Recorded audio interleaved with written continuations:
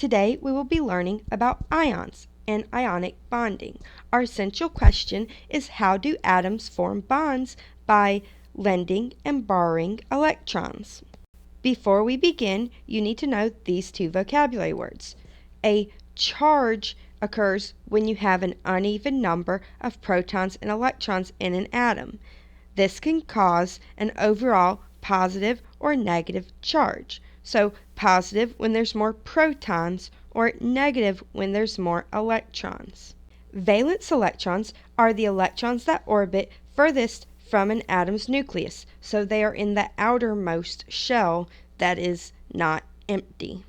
Our first question is, what is an ion? Well, an ion is an atom that has either lost or gained electrons and now has an electric charge. It's simple.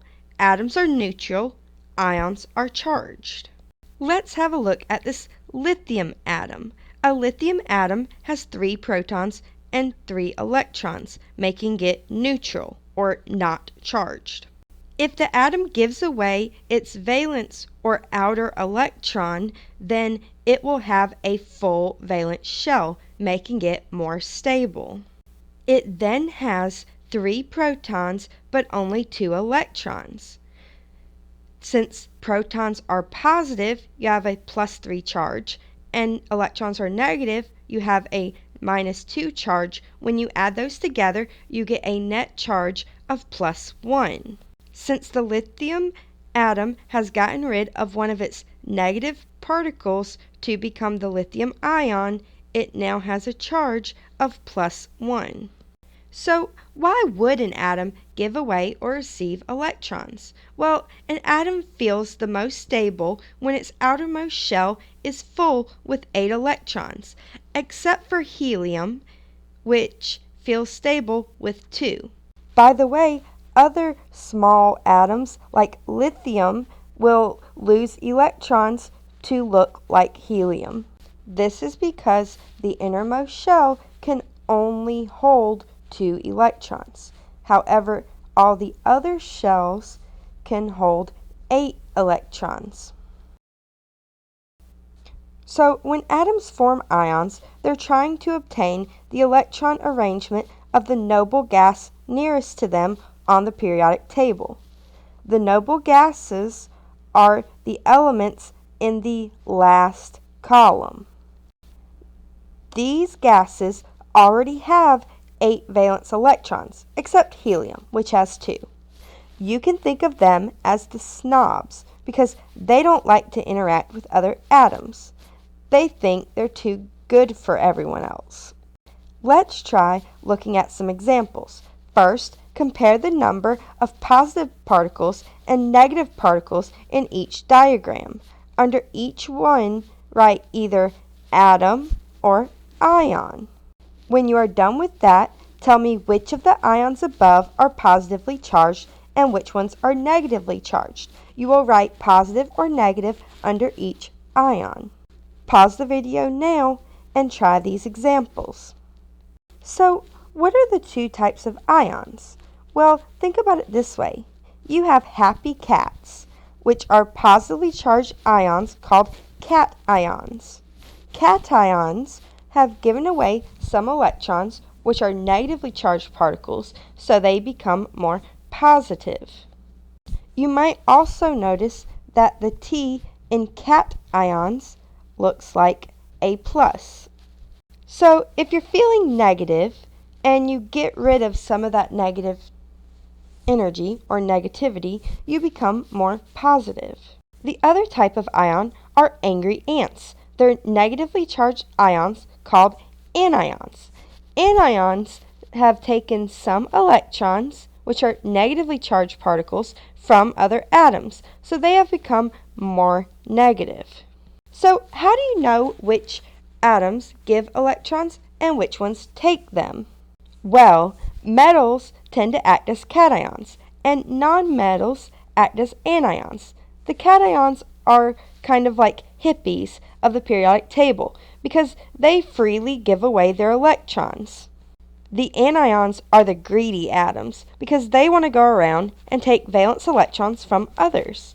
Noble gases do not form ions. along with a few other elements. Now, let's consider what is an ionic bond. Well, ionic bonds form when one atom gives up one or more electrons to another atom. Both atoms then become charged ions. The atom that gives up an electron becomes a cation, and the ion that receives the electron becomes an anion. So, what is an ionic bond? Well, it is a very strong bond because of an electrostatic attraction which ends up linking the ions with opposite charges. Basically, when one atom gives up its electron to another atom, they become ions with opposite charges, and opposites attract. So, they are attracted to each other and they hook up or bond in an ionic bond. So now try doing this. In the space under each ion, write what each ion's charge will be after lithium gives up its valence electron to fluorine. What is the cation and what is the anion? Pause the video and answer this question.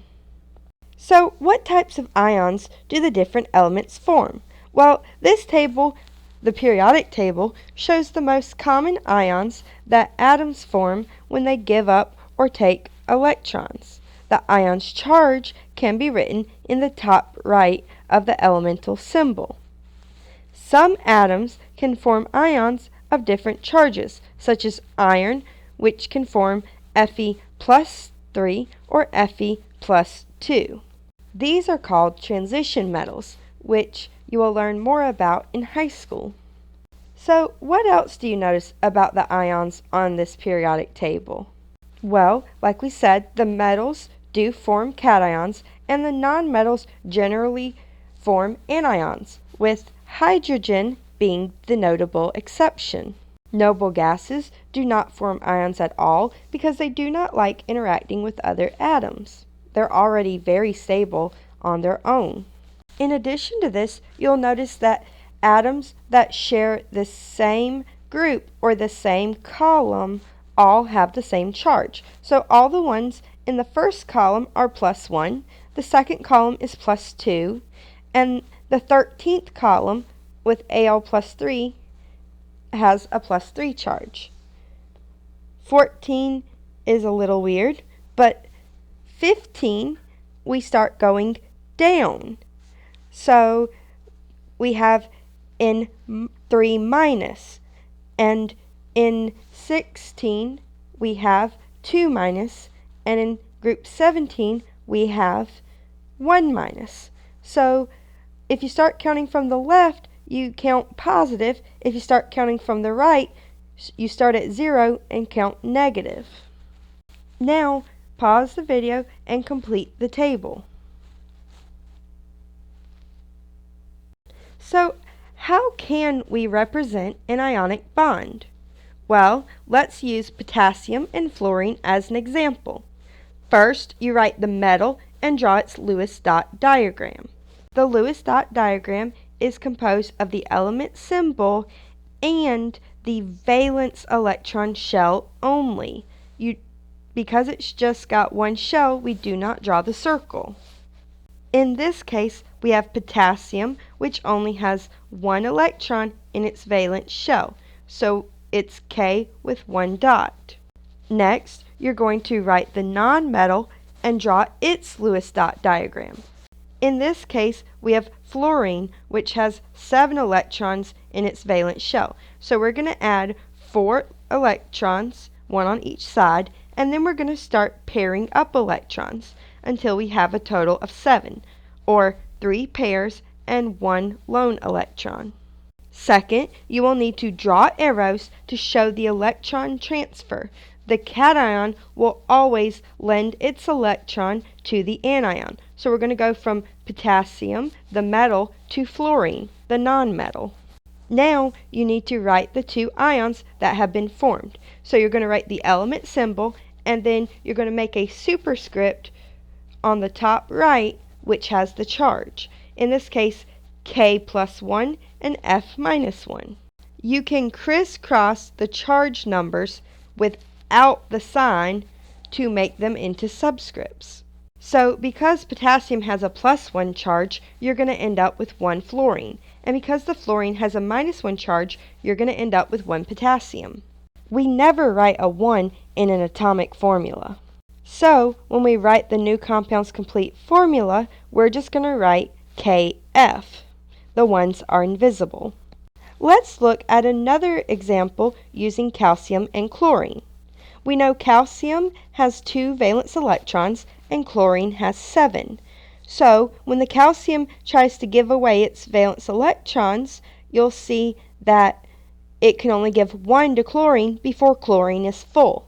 However, calcium still has 1 valence electron it wants to give away. So you draw another chlorine with 7 valence electrons and give the last of the calcium's valence electrons to that chlorine. This means that calcium gave away 2 electrons, so it becomes a +2 ion. Each chlorine only took on 1 electron, so it becomes a -1 ion. When we crisscross our charges, we get CaCl2. Make sure that when you write the formula, you only include each element once. Now, pause the video and watch this quick watch in the description below. Then, try the Sum It Up questions.